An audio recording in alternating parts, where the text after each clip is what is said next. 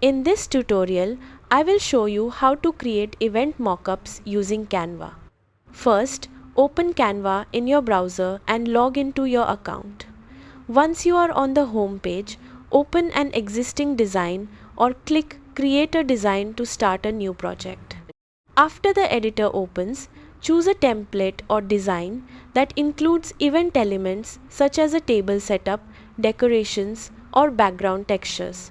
Next, create a second page in your design so you can build your event mockup without changing the original layout.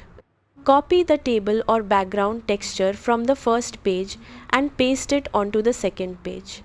Position it so it becomes the base of your event mockup. Then start adding decorative elements such as flowers, plates, menus, or other table decorations. You can copy these from the original design or search for them in the Elements tab.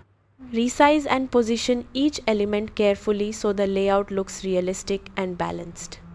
You can also adjust colors, rotate elements, and layer items to match the style of the event you are planning. Continue arranging the elements until the event setup looks complete. That is how you create event mockups using Canva.